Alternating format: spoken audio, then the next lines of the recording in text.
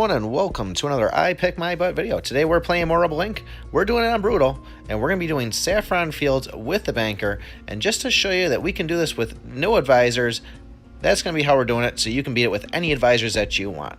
So we're going to be starting off here, going right in the board, and we're going to be starting off at Delta Yankee.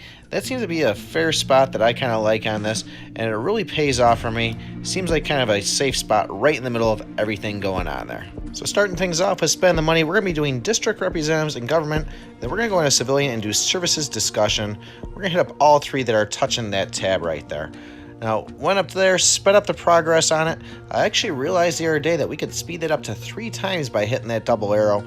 Something pretty cool. I didn't find out, and I'm kind of loving it. Not doing it too much because it gets pretty crazy. So we're playing with the banker, and one of the big things with the banker is they're going to be working off of money that we have and gaining interest on it. So be very cautious about that. We do want to keep money in there. We just spent money on outreach office and then water supplies. I'm always kind of going back and forth and doing 1 or 2 of them, sometimes even 3. Wait for the inflation to go down, do a couple more, and then we're just kind of able to work it and not waste our money. So universal justice there. We're doing medical supplies. And the reason why I did universal justice that time is I actually want to wait for that local police militia. That really seems to help out on the boards like this one for some reason.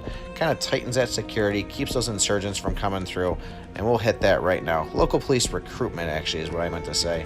And we did score regeneration, so when we go back, we'll open up those other 2 tabs inside civilian. That way we at least have those kind of opened up if we do need to spend more money on them. I really don't do too much unless it comes to the very end and I just got money to waste. But other than that, anti-corruption is going to be a huge one. And then finally, we're going to do PNR. That's going to be a way to really boost everything that we have. It just about doubles everything, and it's really helpful in this game. Now, one thing that you do want to keep an eye on is we're going to get notifications in the game. I don't think I really got too many as far as extra things. You will get the ones that say insurgents are coming, you know, do this, do that. But a lot of times there'll be ones that pop up and say, your blah, blah, blah name is not doing enough on this, and support is falling. The second you spend money on that, all of a sudden, whatever the initiative was that was falling, if you put money towards it, it's just going to take off on you. And it's going to be doing really well, and you almost pretty much get about 1.5 times the support that you actually lost in it. So, key thing to look for there.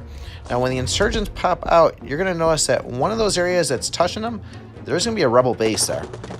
So really try to get a second set of troops going and drop that somewhere around it, kind of hunt around, because we really need to get that rebel base out of there. If we don't, it's just going to start taking over.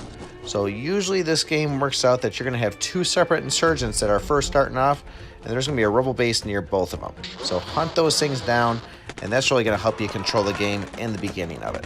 So I started off doing a couple of coalitions on this one, and I usually like to do a coalition, then a national, and then our coalition, but I didn't have enough money, and we really needed to get troops out there to start attacking. Otherwise, things will start really taking over. And what we really want to do with these troops that are out there, we want to use them to push the insurgents into corners and kind of box them out.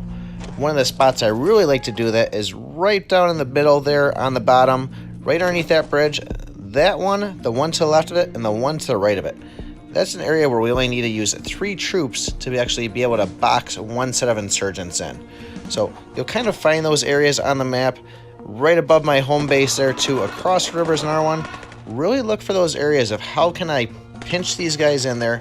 They can't go across the water unless there's a bridge, but how can I really corner them and just kind of wipe them out that way? It really is a key thing to get down, and this is a board you can really try to figure that out in the beginning, because as you get towards the later boards, there's not really a lot of 3 spots out there to kind of bury those guys in there. Now this is my first time actually playing with a banker besides using it in the beta, but one of the cool things that I like is in the military tab, there's something called business advisor. And what that is you spend $5 and it actually gives your troops the ability to increase support levels of the area that they're in. So this could really help out if you're having issues with some of them, they're kind of on the fence or bouncing back and forth. But for me, I think that's a good way to kind of throw those things into those remote areas. There always seems to be the last, the mountains, things like that. And I think that could be a quick way to kind of speed up the progress of getting those places taken over, because that's where the insurgents really like to hide. And for anybody having trouble out there on this board, I'll just let you know, this is the way that works for me. I've kind of gotten used and accustomed to the game, that this is kind of the technique that I use. If it doesn't work for you, don't beat yourself up. keep on trying. Try new ways.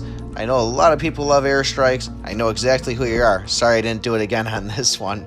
But really, it's a game of just kind of playing it and learning it. You can beat it doing the way that I do. I know people have. This is kind of a way that works. It's not going to get you the tons and tons of points if you're trying to hit 20,000 or so on, but it works. It'll put a notch in the bedpost, and it'll actually get you closer to unlocking all the cheats. If you do beat all the brutal boards with all the characters, you don't have to pay the $15 or whatever. You actually get all the cheats, and that might actually go for now for advisors and so on.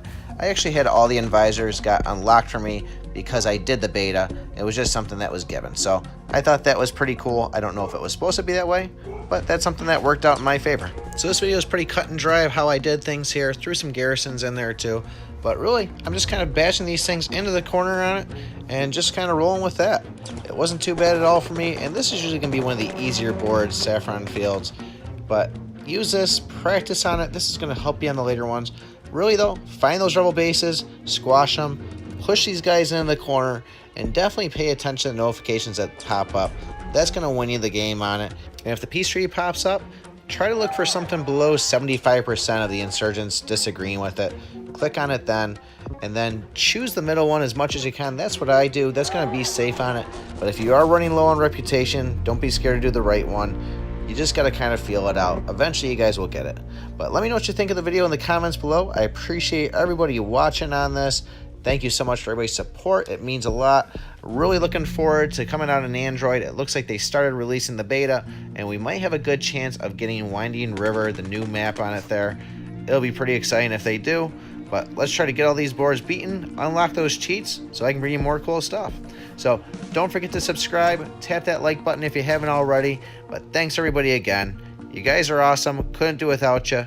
And remember, I pick my butt.